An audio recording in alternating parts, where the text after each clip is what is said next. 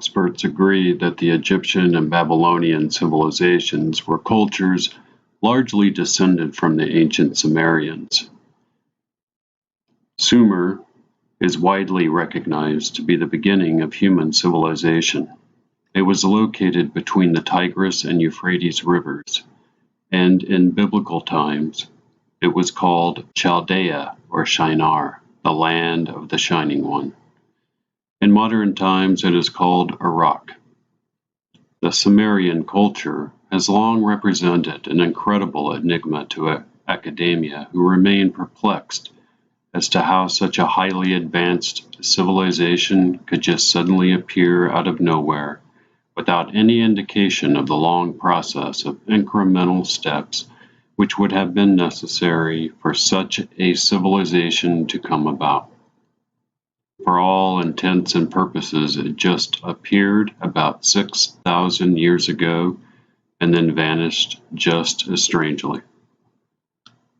Around 2400 BC, Sumer is known to have been invaded by Semitic tribes from the north and west. 50 years later, they were captive to the Semitic warrior Sargon the Great, who founded the Akkadian Empire, which stretched from the Persian Gulf to the Mediterranean. Apart from fragments which survived in the teachings of occult groups worldwide, almost nothing was known about the Sumerians until around 150 years ago, when archaeologists, spurred on by the writings of Pietro della Valle, began to dig into the enigmatic mounds that dotted the countryside of southern Iraq. Beginning with the discovery of Sargon II's palace, archaeologists eventually found buried cities, broken palaces, artifacts, and 500,000 baked clay tablets, which discussed every detail of Sumerian life. By the late 19th century, Sumerian was recognized as an original language and was being translated. The Sumerians are credited with accomplishing many puzzling things, including the chronicling of the 26,000-year precessional cycle, or Platonic year, even though their civilization only lasted 2,000 years. They are also credited with inventing the zodiac, and researchers have always considered it a very strange thing that the Sumerians would have recorded the beginning of their civilization as occurring in the middle of that very same zodiac. When translators began translating the ancient stone tablets, they were extremely perplexed and even disturbed by what the Sumerians had to say about the true origins of human civilization. Their claim was that everything was taught to them by their gods. Among these tablets was found a text titled the Enuma Elish, and it is considered to be the oldest known creation account. In fact, it is now accepted by most researchers that the much later biblical writings were in fact corrupted versions of the Enuma Elish and other ancient Sumerian writings. The Enuma Elish, as well as other tablets, tell a very strange story which matches in large part the story relayed by the Dogon tribe of West Africa. As we shall see, this same story is found in virtually all ancient cultures worldwide. The Sumerians never actually called the beings who taught them knowledge gods, but rather used the term Anunnaki, which literally translated means those who from the heavens to the earth came. Many modern-day researchers have contributed in recent years to a better understanding of the Anunnaki story and a coherent chain of events concerning them, and the origins of humanity can now be ascertained in a way never quite possible before. According to these oldest of historical accounts found in Sumeria, the Anunnaki descended to Earth originally around 450,000 years ago. They came from a planet which the Sumerians referred to as Nibiru, or the planet of the crossing. Nibiru was said by the Anunnaki to be about 3 times the size of the Earth, and the Sumerian writings depict it as being the 12th planetary body of our own solar system. One fact known about the Sumerians was that they were able to both accurately describe and diagram Uranus, Neptune, and Pluto. None of these planets can be seen without the aid of a telescope. Uranus was not rediscovered until 1781, Neptune in 1846, and Pluto in 1930. These ancient texts go on to describe how more than 4 billion years ago, Nibiru careened into our system, narrowly missing a planet which the texts call Tiamat or Marduk in the later Babylonian tradition.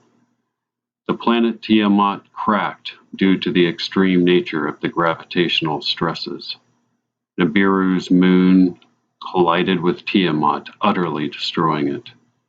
Many fragments left behind from this collision remained close to their original orbit, eventually becoming the asteroid belt. Many of the other fragments were knocked much closer to the Sun and over time bonded and coalesced into the planet Earth. One of Nibiru's moons was left behind in the collision and became our moon. The Sumerians called Nibiru the planet of the crossing, and they believed that its location was between Mars and Jupiter. After the collision, Nibiru continued on its orbit. Nibiru has been symbolized by many ancient cultures, especially Egyptian, as a winged disk or globe. Billions of years passed, and then around 450,000 years ago, the Anunnaki journeyed to the Earth. Their initial landings were made in water, a fact recorded by numerous ancient cultures. The supreme leader of these beings was called Anu or An or El, and he was said to have remained on Nibiru while the Anunnaki began a systematic colonization of the Earth. Anu's 2 sons, Enki and Enlil, were put in charge of the colonization. Enlil was the mission commander, for lack of a better term, and Enki was both the executive and science officer. Due to the customs of the Anunnaki, there was long-standing antagonism between the brothers. Enki was the firstborn but relegated to the subordinate role under Enlil because Enki's mother was not the official wife of Anu. This fact removed him from the royal line of succession, a custom later duplicated by humans. Enki, however, was chosen to lead the first expedition to the Earth. On one particularly interesting and perfectly preserved tablet, the Sumerians recorded Enki's own words. "When I approached the Earth, there was much flooding. When I approached its green meadows, dams and dikes were built up at my command. I built my house in a pure place." Under Enki's leadership, the marshes of the northern shore of the Persian Gulf were drained. Dikes and irrigation systems were constructed, and canals connecting the Tigris and Euphrates rivers were built. The Anunnaki possessed phenomenal lifespans compared to humans, a fact which led to their eventual deification. Because of this longevity, they were able to spend thousands of years at their initial efforts at colonization. Eventually, reinforcements arrived under the leadership of Enki's firstborn son, Marduk. With this second arrival, the Anunnaki turned their attention to their primary objective, which was mining out the Earth's vast mineral deposits. The most precious of these being gold, which the Anunnaki needed desperately to repair the atmosphere of Nibiru. Strangely, many of today's scientists contend that if we were ever forced to repair our own ozone layer, tiny particulates of gold dispersed in the upper atmosphere would be an effective way. The question has to be that if the Anunnaki did not relate these events to human scribes, how would the primitive ancient Sumerians know or allude to such science? Enki's initial efforts at implementing a gold mining operation in the Persian Gulf, utilizing some sort of water treatment facility, proved too slow and inadequate for their civilization's needs. Anu and Enlil traveled to see Enki and motivate him to greater effort. Enki then set up mining operations in Africa and Central America. The Anglo-American Corporation found extensive evidence of these Anunnaki mining operations in the 1970s in Africa. The finds by their company scientists dated the site to at least 100,000 BC. Since then, similar finds have been unearthed in Central America as well. Another mystery in regards to these events comes in the form of place names, which are found in both Mesopotamia and Central America. The names used predate any known contact between continents. The 2nd century AD geographer Ptolemy recorded a series of Mesopotamian place names: Kol, Kalua, Zubana, Kolima, and Zalissa. The Central American place names, already in use long before any known contact between Europe and the Americas, are the following: Kolula, Kolyucan, Zuaban, Kolima, Salisco. The words are almost identical. Experts at a loss to explain the similarity of place names using conventionally accepted history.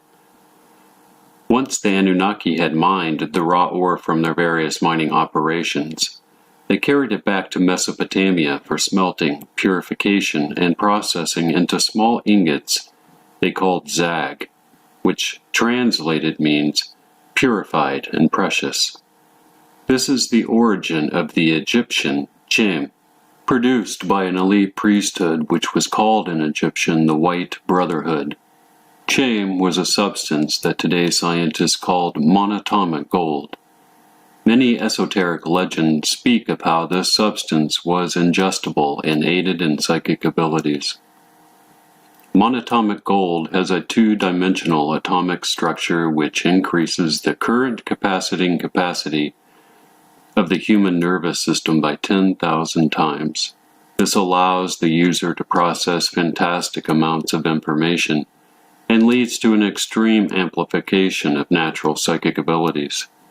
Consuming enough produces a luminous effect on physical appearance, and the ancients described those who used it as shining ones, or sons of God, who shone like the sun. This substance is also said to possess amazing healing abilities and even may grant phenomenal longevity. Over time, this substance became known as the Philosopher's Stone, and became intermingled with the medieval concepts of transmutation and spiritual enlightenment. Mysterious adepts through history, such as Nicholas Flamel and the real Count of Saint Germain, appear to have had access to this mysterious substance. The tablets go on to say that to ease ever-increasing tensions between Enlil and Enki, Anu placed Enlil in charge of the Mesopotamian colony, which the tablets call E.Den, or Eden. Enki was then assigned primarily to Abzu, Sumerian, or Africa. Abzu translated means the land of the mines. Credo Mutwa, one of the few surviving shaman priests of the Zulu nation, has in recent years divulged the inner secret historical teachings of the Zulu holy men who speak of a time when the Anunnaki, whom the Zulu call the Shatari, were there and ruled ruthlessly. He has recounted to researchers how when white missionaries arrived on the shores of Africa and began to demonize the ancient historical teachings of the Zulu people, the shaman priest formed a sort of Freemasonic brotherhood to keep their knowledge alive for future generations. The teachings reiterate what the Dogon and ancient Mesopotamian cultures say about the reptilian-like aspect of these creatures that are so often described as amphibious in nature. Further contention arose from the Anunnaki miners themselves, who began to rebel against the extreme nature of this work in an unfamiliar environment. One Sumerian tablet states, "When the Anunnaki, like men, bore the work and suffered the toil of the divine ones was great, the work was heavy, and the distress was much." This kind of ancient historical revisionism has had and will continue to have a very profound impact on conventional science until such time that its authenticity becomes widely accepted. Many scientists today are coming to realize what occultists have known for a very long time, that something is terribly amiss with the accepted version of man's ancient past. One such example is Dr. Arthur David Horn, who in 1990 resigned as professor of biological anthropology at Colorado State University after concluding that the conventional explanation for man's origins that he taught were nonsense. After a lifetime of research and study, he came to the overwhelming conclusion that extraterrestrials were intricately involved in the origin and development of humans. He stated, "The Anunnaki had been mining gold on Earth for more than 100,000 years, when the rank-and-file Anunnaki who were doing the back-breaking work in the mines mutinied about 300,000 years ago. Enlil, their commander-in-chief, wanted to punish them severely, and he called an assembly of the great Anunnaki, which included his father Anu. Anu was more sympathetic to the plight of the Anunnaki miners. He saw that the work of the mutineers was very hard and that their distress was considerable. He wondered out loud if there wasn't another way to obtain the gold. At this point, Enki suggested that a primitive worker, or Adamu, be created to take over the difficult work. Enki pointed out that a primitive humanoid, what we call Homo erectus, or a closely related humanoid, was quite prevalent in Africa where he worked. According to the Sumerian accounts, Enki's request was granted, and through genetic manipulation of an early hominid in Africa, modern humanity was born. The much later Book of Genesis would record in 1:26, "Let us make man in our image, after our likeness." According to both Sumerian and Akkadian accounts, such as the Atrahasis epic dating from 1640 BC, Enki's wife was a genetic scientist, for lack of a better term. The Atrahasis document details in vitro fertilization techniques and talks about 7 surrogate mothers referred to as the creatresses of destiny. Enki's wife, in all the records available, was the one responsible for the early genetic manipulation of humanity, and her name was Nen Karsok. She went by the nickname Nenti. Her creation chamber at the Egal, or Great House, was called the House of Shemti, from the Sumerian Shemti, meaning breath, wind, or life. These ancient records explain how, alongside her work with humans, she also researched matters of cross-fertilization with animals, and was especially concerned with crops. Scientists have now confirmed that selective propagation and crossbreeding of cereal plants began in prehistoric times. Early in her experimentation, Nen-Kar-Sog was recorded to have born an experimental surrogate child from a cultured embryo of an African hominid female that was fertilized by her husband Enki. The male outcome of the experiment was called the Adama, which translated means man of earth, or earthling. In time, this man would serve as an appointed delegate to the gods. It is recorded that at the temple of Eridu, in Anunnaki city, in southern Mesopotamia, he was given charge to become the first shaman priest using the secrets his father had taught him.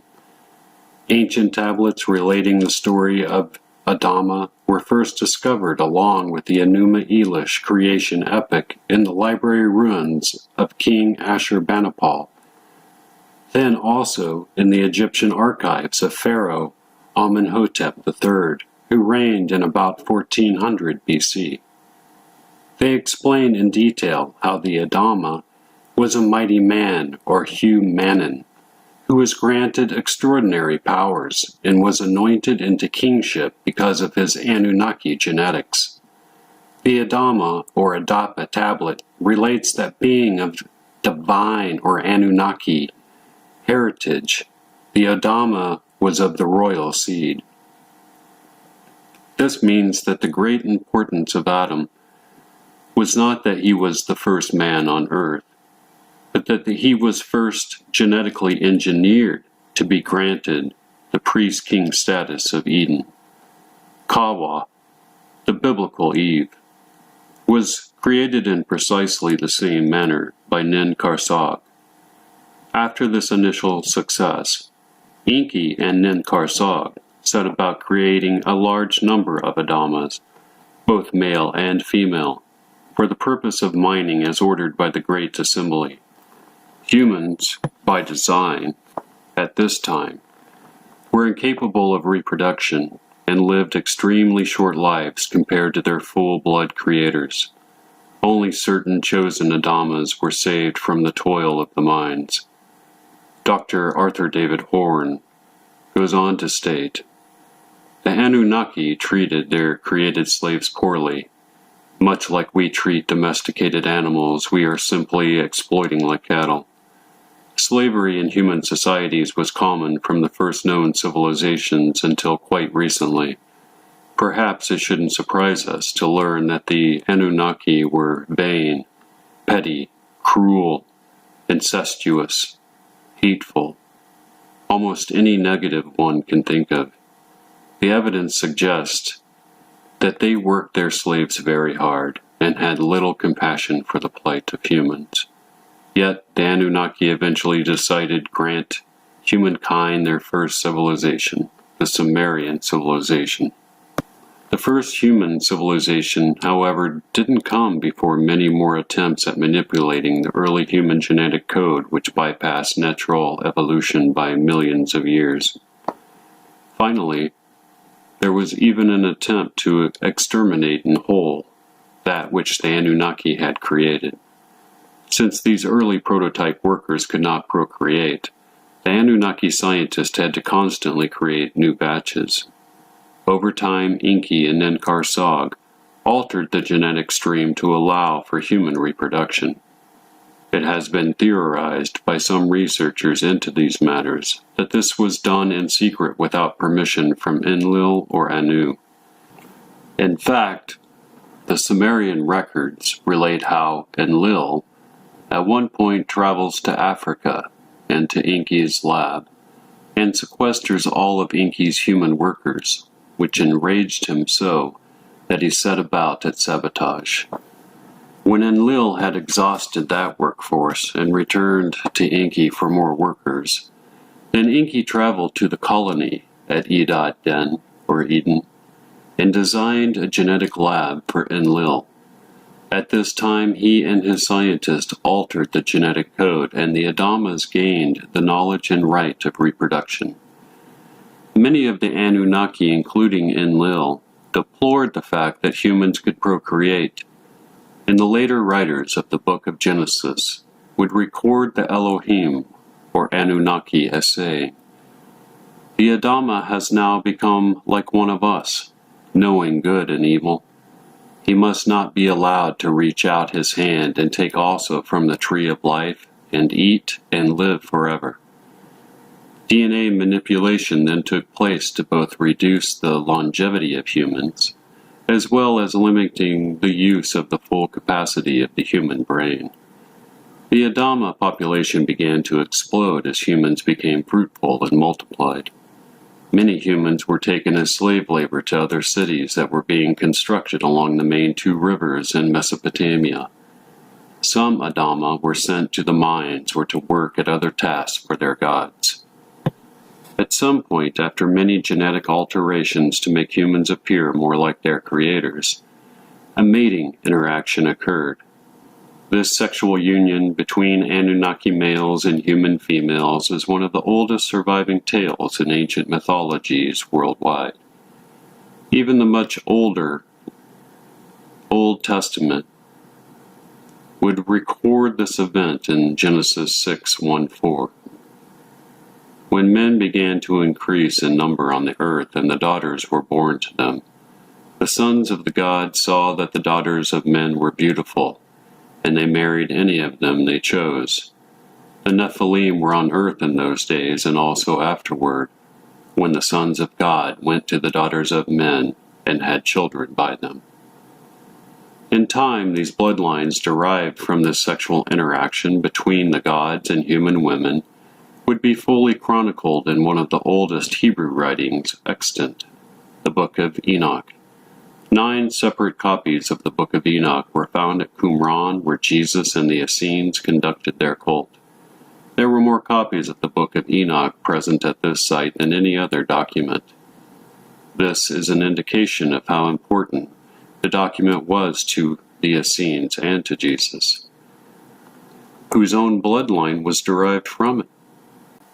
These human Anunnaki bloodlines would also give rise to the so-called Grail bloodlines. Later intrigue within these bloodlines would lead to the mystery of Rennes-le-Chateau. I will be discussing that mystery in videos to come.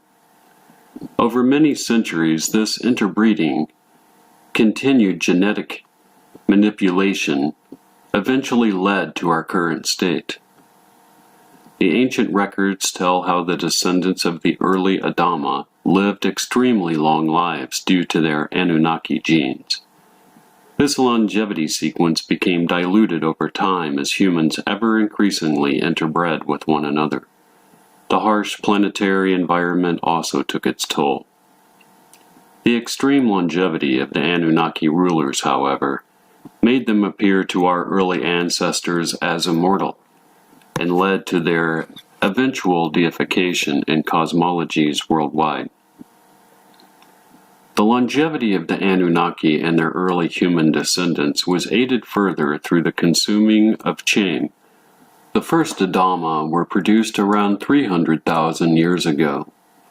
After enough genetic manipulation had taken place, the Anunnaki males began to interbreed with human females about 100,000 years ago. Not long after, a new ice age began consuming the planet. The last of the Neanderthal disappeared, save a few isolated groups in remote Siberia, which apparently remain today. Cro-Magnon survived only in the Middle East. 50,000 years ago, humans fathered by Anunnaki were permitted to assume kingship in selected cities. These were the grand serpent kings of old. The House of Enlil disapproved greatly of Anunnaki mating with humans and teaching them the secrets of the gods. The Book of Enoch relates in detail how these fallen angels taught magic and all manner of forbidden knowledge to humanity. About 12,000 years ago, a catastrophe occurred on this planet.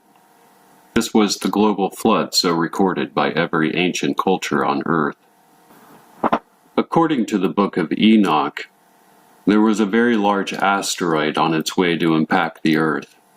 He described this asteroid as being a burning mountain, which split into 7 parts and collided with the oceans of the Earth. The Anunnaki leadership was convinced by Enlil to let nature take its course and to allow this cataclysm to wipe out humanity. A few Anunnaki, however, sided with humans and were horrified by the decision. The Anunnaki were ordered to evacuate the planet until after the cataclysm had occurred. Enki and his rebel followers made plans to thwart the total extinction of their creation and offspring. Enki secretly tells one of his human offspring of the plans and how to survive the coming calamity. Later Hebrew writers would call this man Noah, and the Book of Enoch recounts the tale of his strange birth and how Lamech, his human father, believed he was one of the offspring of the Anunnaki, or Nephilim. He was said to be snow white at birth, and light was said to shine from his eyes. He also possessed the ability to speak at birth. In the original Sumerian account, his name is recorded as Ziusudra, and the later Akkadian tradition called him Utnapishtim. According to Sumerian text, it was Enki who instructs Ziusudra in building the ark, including how to hermetically seal it using bitumen. He then instructs him to take into it the seed of all living things, alluding to genetic material of some kind. There are so many ancient accounts of the global flood worldwide that it would be impossible to list them all here.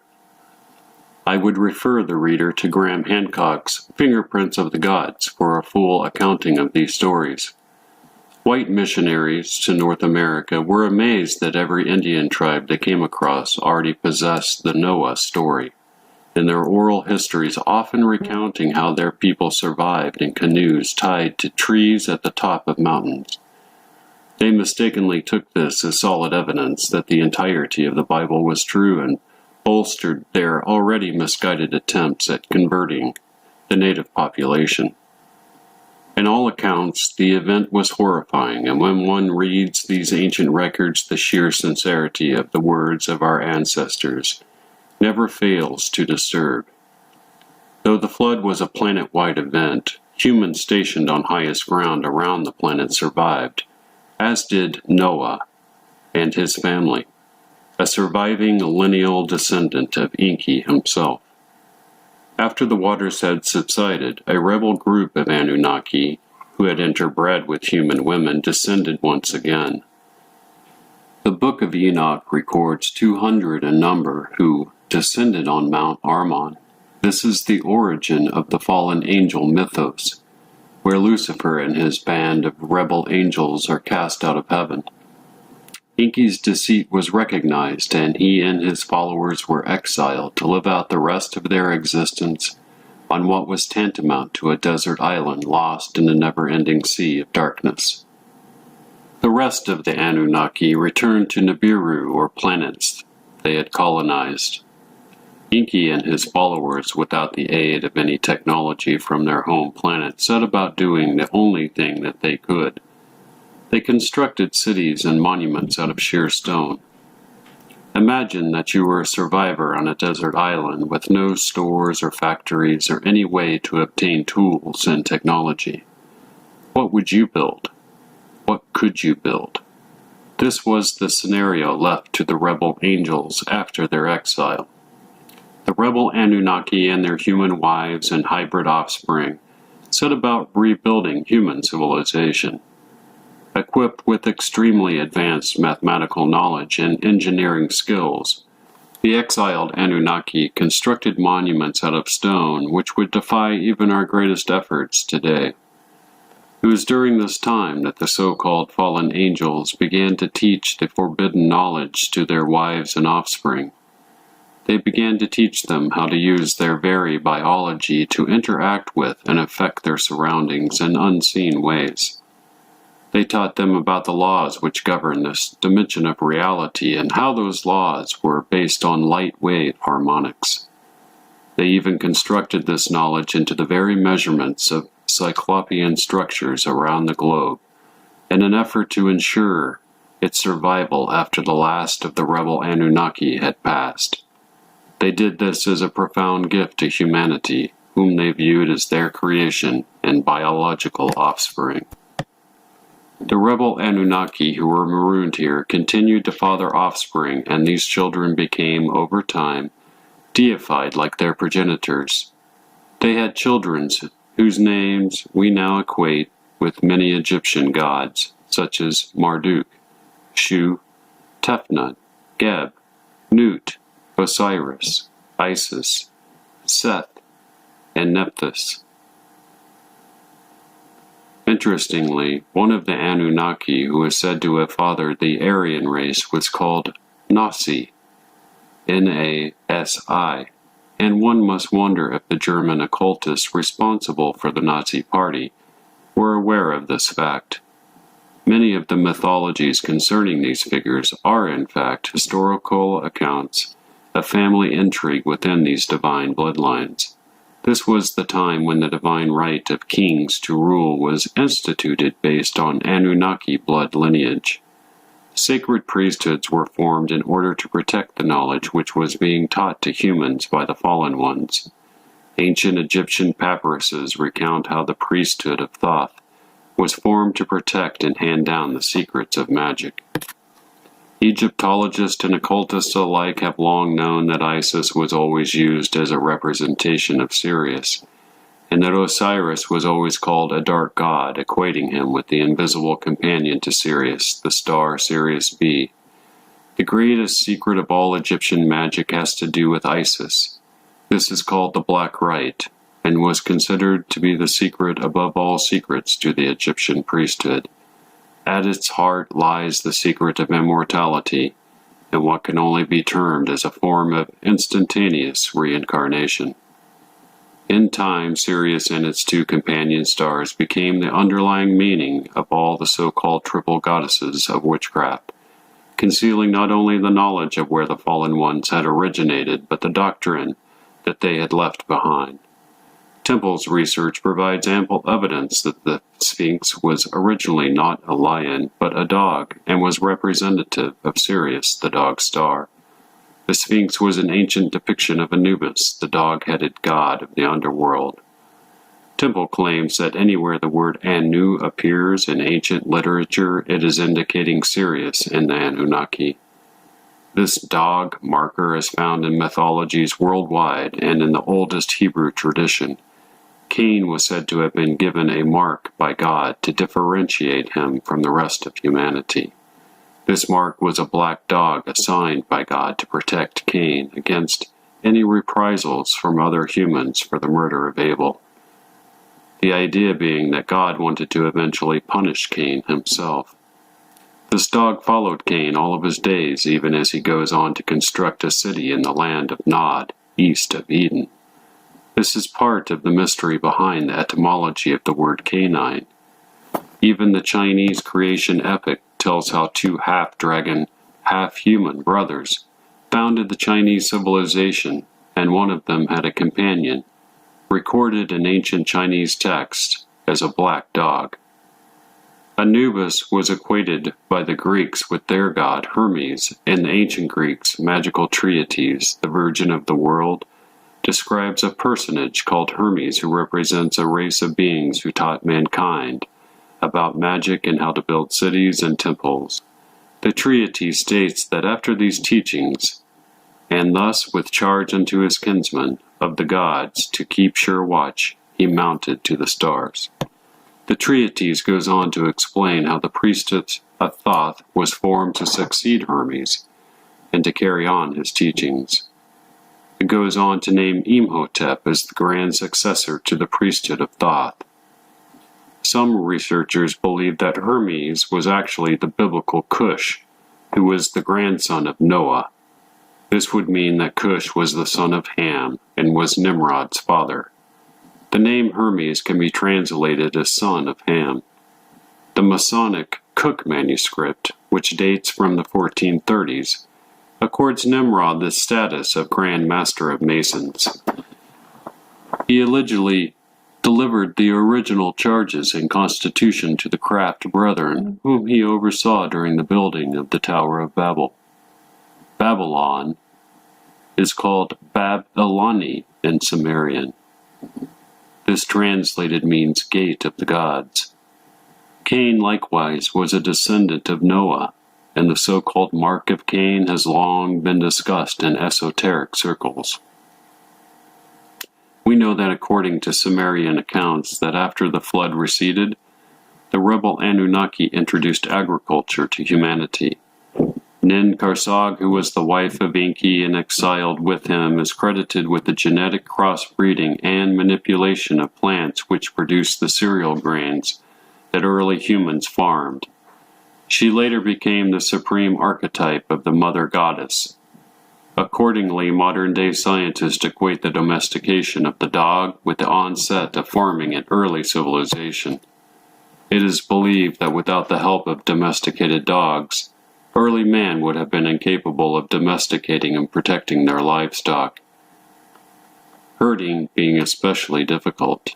And so the modern domesticated dog was a gift of the gods, and was also a symbol of the Sirius, the dog star.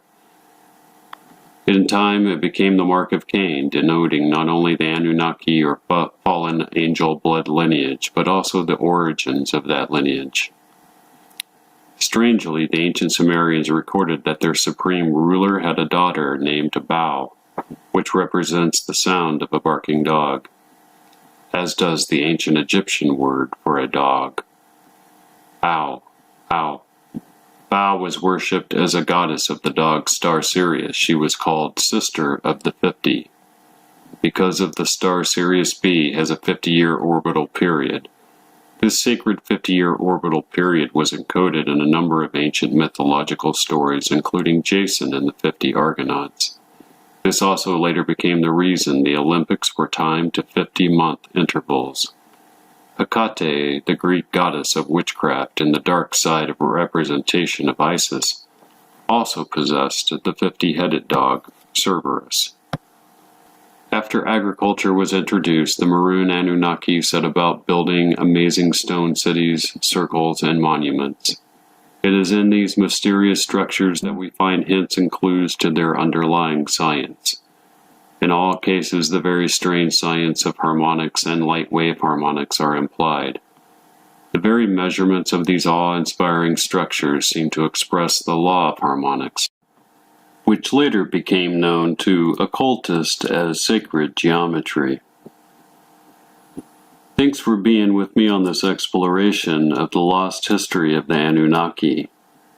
And join me on the next video where I continue to explore the lost science of the Anunnaki hidden in megalithic structures worldwide, as well as revealing what these structures were meant to calculate. Join me on another episode of Paranormal Planet. You have been watching a show on the CPI-ParaWorld YouTube channel. If you like our programming, please help us to keep bringing it to you by liking and subscribing, and it's free. Thank you.